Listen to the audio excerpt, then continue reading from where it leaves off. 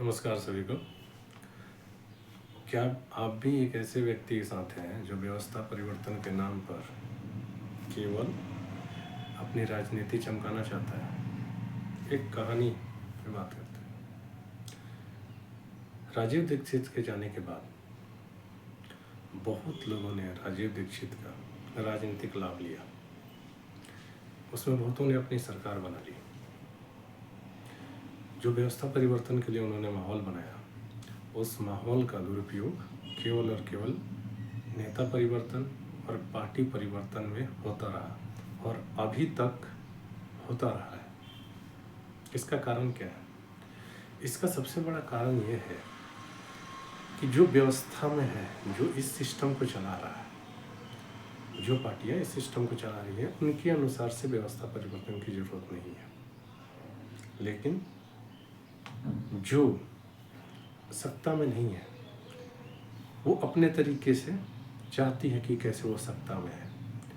कुछ लोग इतने चालाक हैं कि वो व्यवस्था परिवर्तन के नाम का दुरुपयोग करके वहाँ पहुँचना चाहते हैं, और उसमें कुछ लोग पहुँचे भी। ठीक है? कैसे? जैसे कि अब उनको पहुँचना है व्यवस्था में, और वो जानते हैं सारा षड्यंत्र कि हेल्थ का क्या षड्यंत्र चल रहा है, एजुकेशन का क्या षड्यंत्र चल रहा है, बैंकिंग का क्या षड्यंत्र चल रहा है। तो क्या करते हैं, उसमें से एक कोई काम वो पकड़ लेते हैं भारतीयता के नाम पर। क्यों? क्योंकि उनको जो फॉलोअर पकड़ने होते हैं वो एजुकेटेड फॉलोअर पकड़ने होते हैं, जो पढ़ा लिखा वर्ग है।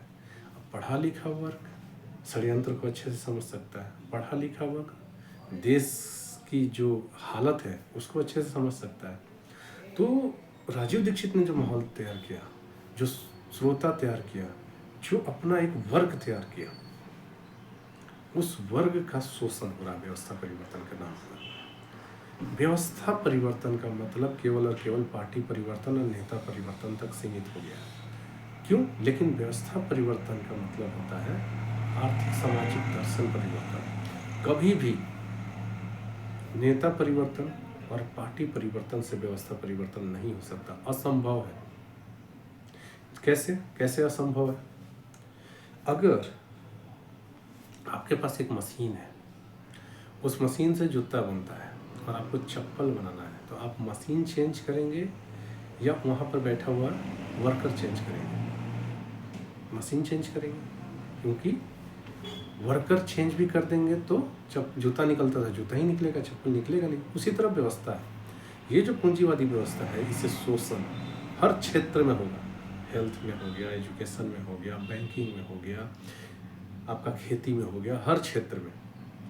तो अब क्या करते हैं ये लोग? ये बोलते हैं हाँ शोषण है, पूरे देश को क्या बताते हैं? शोषण है।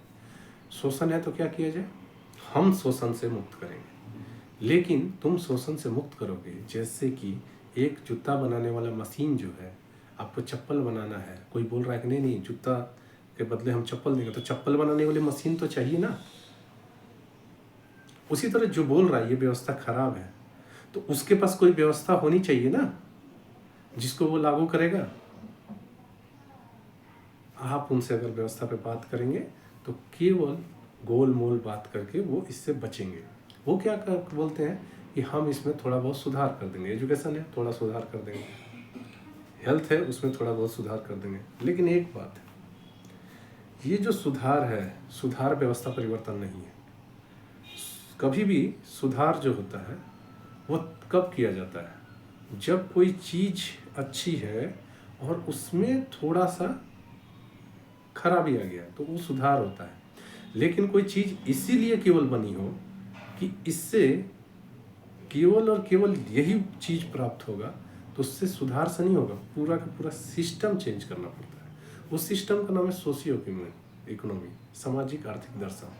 पूंजीवाद एक सामाजिक आर्थिक दर्शन है। इसको चेंज करके अगर कोई सिस्टम लाएगा तो ही व्यवस्था परिवर्तन होगा। यह जो आजकल के लोग काम कर रहे हैं, भारत में 200 से ज़्यादा ऐसी संस्थाएं हैं जो व्यवस्था परिवर्तन पर सीधे कार्य कर रही हैं, और भारत में 33 लाख स्वयंसेवी संस्थाएं हैं जो कि सुधार कर रही हैं इस व्यवस्था में। कोई शिक्षा में, कोई पर्यावरण में, कोई हेल्थ में। लेकिन वो 33 लाख जो एनजीओ हैं जो और ट्रस्ट ये सब मिला करके स्वयंसेवी संस्थाएं हैं, वो 33 लाख क्या चाह बोल रही हैं कि हम सुधार कर देंगे। लेकिन ये 200 के आसपास जो संस्थाएं हैं, 200 के आसपास जो संस्थाएं हैं, ये बोल रही हैं कि हम व्यवस्था परिवर्तन कर देंगे। और जब हम लोग इनसे बात करते हैं कि आप कैसे कर दोगे, आपके पास कोई ब्लूप्रिंट है, आपके पास कोई व्यवस्था है, आपके पास जो इकोनॉमिस्ट हैं वर्ल्ड के, वो इस व्यवस्था को जानते हैं और इस पे उनकी क्या राय है, तो उनके पास कुछ नहीं होता है। क्यों? उनके पास इसलिए कुछ नहीं होता है क्योंकि उन्हें अपने आप को एस्टेब्लिश करना है, अपनी पार्टी को एस्टेब्लिश करना है, बस व्यवस्था परिवर्तन के नाम पे। तो 2 तरह के ठग हैं इस देश में। एक जो वर्तमान शासन में जिस तरह की पार्टियां हैं, 2500 जो आसपास पार्टियां हैं, वो सीधे जानती हैं कि हमको चुनाव लड़ना है और जीतना है और इस व्यवस्था का हिस्सा होना है। लेकिन उनमें जो बताएं 200 के आसपास जो व्यवस्था परिवर्तन के नाम पर के जो लोग कार्य कर रहे हैं, उनके पास कोई व्यवस्था ही नहीं है।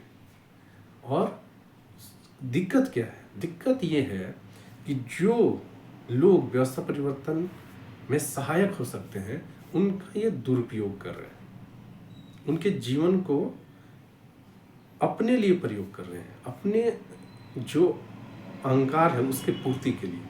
अभी शहीदी दिवस है, तो शहीदी दिवस जो है, शहीदी दिवस के नाम पे भी क्या कर रहे हैं ये लोग कि व्यवस्था परिवर्तन हम करेंगे, आप शहीदी दिवस में शामिल होइए, जो जैसा शहीदों ने चाहा था वैसा भारत हम निर्माण करेंगे। शहीदों ने जो चाहा था वैसा भारत निर्माण करने के लिए क्या चाहिए? सबसे पहले वैसा भारत निर्माण करने के लिए सिस्टम चाहिए,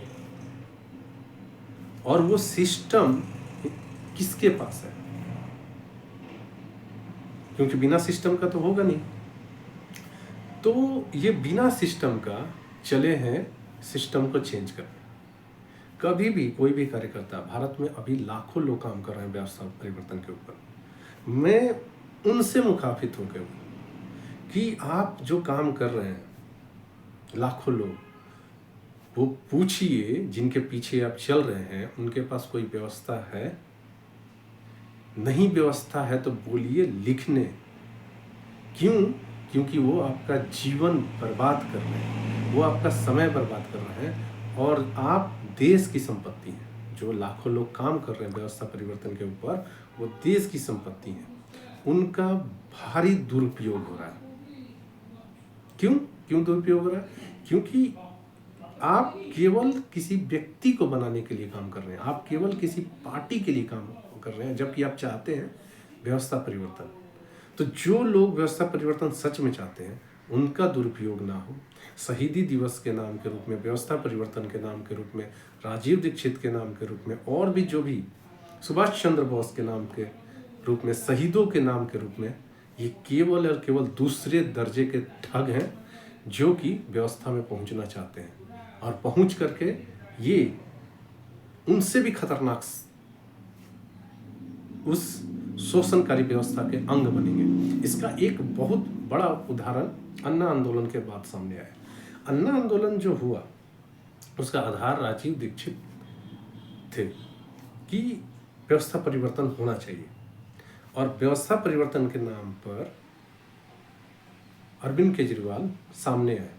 अरविंद केजरीवाल चाहे कांग्रेस चाहे बीजेपी, इससे कुछ लेना देना नहीं है, लेकिन कांग्रेस बीजेपी और आप में अंतर क्या है? कांग्रेस और बीजेपी सीधे सीधे उस व्यवस्था, शोषणकारी व्यवस्था का चेहरा है, पूंजीवादी चेहरा है। अरविंद केजरीवाल किस रूप में है कि एक अच्छा व्यक्ति है। ये अच्छा व्यक्ति क्या करेगा? व्यवस्था परिवर्तन करेगा, और ये अच्छा व्यक्ति व्यवस्था परिवर्तन कर पाया, ये मुख्यमंत्री बन गया, इसकी पार्टी चमक गई, लेकिन व्यवस्था परिवर्तन नहीं हुआ। और जो लोग अपना घर बार छोड़ करके, अपनी नौकरी छोड़ करके, अपना परिवार छोड़ करके, हजारों लाखों लोग जो शामिल हुए थे, आज किस किस स्थिति में है, उनको शर्म आता है कि हमने क्यों ये किया। तो ये लोग क्या कर रहे हैं? जो भी व्यवस्था परिवर्तन के लिए रियल में काम कर रहा है, उनके लिए ये क्या कर रहे हैं? उनका विश्वास खत्म कर रहे हैं। इसी तरह अभी देश में 200 से ज़्यादा संस्थाएं हैं जो व्यवस्था परिवर्तन के नाम पर काम कर रही है, लेकिन ब्लूप्रिंट के नाम पे उनके पास कुछ नहीं है। क्यों? क्योंकि उनको इसी व्यवस्था में जीना है। गोल गोल बात करके आप जब बात करेंगे तो पीछे हट जाएंगे। और लोग क्या करते हैं कि लोग सोचते हैं कि ये व्यक्ति पर विश्वास कर लिया जाए, और उस विश्वास करके 10 साल 20 साल अपना समय खत्म कर लेते हैं। और समय खत्म करने के बाद उनको समझ में आता है, ठगे जाने के बाद उनको समझ में आता है। तो मैं चाहता हूँ कि अभी जो लाखों लोग व्यवस्था परिवर्तन के ऊपर काम कर रहे हैं वो ठगे नहीं जाए। सबसे पहला जो काम है 3 चीज में से, पार्टी, नेता और व्यवस्था में से 3 चीज में से सबसे पहला व्यवस्था के ऊपर क्लियर रहिए कि आप जो व्यवस्था लेकर के आने वाले चाहते हैं, व्यवस्था परिवर्तन में काम कर रहे हैं, तो वो व्यवस्था कैसी होगी। आप मुझसे चर्चा कर सकते हैं। स्क्रीन पे नंबर दिया हुआ है, फिर भी मैं बोल देता हूँ 9117117001।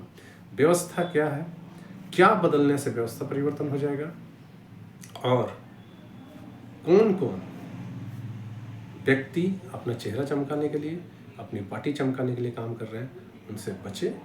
क्योंकि आपका समय कीमती है, आप देश की संपत्ति हैं, क्योंकि आप व्यवस्था परिवर्तन में लगे हैं। और ये लोग जो खतरनाक लोग हैं अभी, उनसे भी बड़े खतरनाक हैं जो व्यवस्था परिवर्तन में लगे हुए लोगों का दुरुपयोग कर रहे हैं। शहीदी दिवस है, शहीदी दिवस मनाइए, लेकिन सबसे पहला पूछिए कि जो शहीदों का देश बनने वाला है उसकी व्यवस्था है तुम्हारे पास। 60,000 तरह की समस्याएं हैं इस व्यवस्था में। 60,000 तरह की समस्याओं का क्या समाधान है तुम्हारे पास? केवल आपको ठगा जा रहा है, ठगा जा रहा है। तो इस ठगी से बचिए। इस शहीदी दिवस, आप शहीद होने से पहले, आप खत्म होने से पहले, आपका समय बर्बाद होने से पहले यह पूछिए कि उस व्यवस्था को जो लाना चाहते हैं वो कैसी व्यवस्था है, और वो व्यवस्था क्यों जरूरी है। क्योंकि केवल व्यवस्था परिवर्तन बोल देने से, जल जंगल जमीन बचाने बोल देने से, कोई सेवा का कार्य बोल देने से व्यवस्था परिवर्तन नहीं होता। केवल और केवल लोग ठगे जाते हैं। एक अच्छाई को ब्रांड बना करके इसी पूंजीवाद को आगे ले जाने वाले ये लोग हैं। इनसे बचें। नमस्कार।